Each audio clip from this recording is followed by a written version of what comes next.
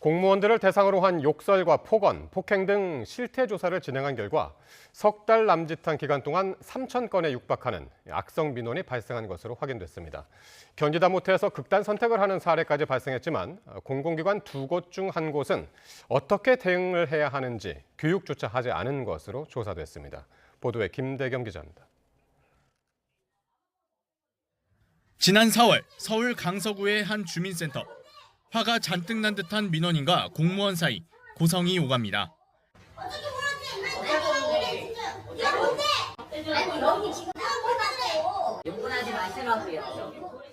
이 50대 여성, 곧 이사 가는데 통신비가 밀려 있으니 이사비를 달라고 요구하며 폭행까지 했던 것으로 알려졌습니다. 잘 모르겠습니다.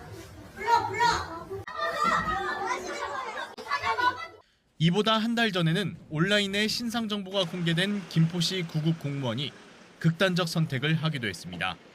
숨진 공무원이 승인해준 도로공사로 인해 차량 정체가 빚어지자 불만을 품은 30대 여성과 40대 남성 2명이 공무원의 실명과 소속, 직통번호 등을 공개해버린 겁니다. 공무원이니까 참아야 된다. 누구 아는 사람이니까 참아야 된다. 이렇게 넘어가면서 갑질과 악성 민원은 새롭게 더욱더 잔인하게 변화 발전되고 있는 것입니다. 국민권익위원회가 지난 3월부터 5월 사이 중앙행정기관과 지방자치단체, 시도교육청 등 300여 곳을 대상으로 실태조사를 벌인 결과 석 달 새 발생한 악성 민원은 2,784건으로 집계됐습니다. 상습, 반복적으로 같은 내용의 민원을 넣는 경우가 1,340건, 폭언과 폭행, 협박 등이 1,113건으로 90%에 육박했습니다.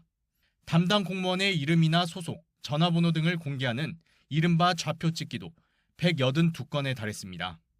민원 내용도 황당했습니다.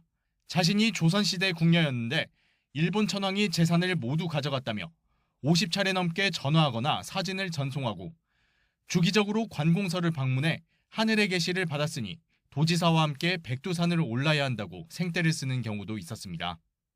민원 처리가 마음에 들지 않는다며 담당 공무원에게 폭언하거나 직접 흉기를 들고 찾아와 협박하기도 했습니다. 민원 처리에 불만을 품고 담당 공무원에게 염산을 뿌리겠다, 칼을 들고 구청으로 가고 있다, 퇴근할 때 조심해라, 죽이겠다 등 협박을 하는 유형이 다수 확인되었습니다. 정부는 2달 전 이 같은 악성 민원을 뿌리 뽑겠다며 고발 의무화와 전담팀 신설, 공무원 신원 비공개 확대 등 강화된 보호 대책을 내놨습니다. 하지만 정작 전체 319개 기관 가운데 절반에 가까운 140곳은 최근 3년간 단 한 번도 악성 민원 대응 교육조차 하지 않은 것으로 나타났습니다. YTN 김대겸입니다.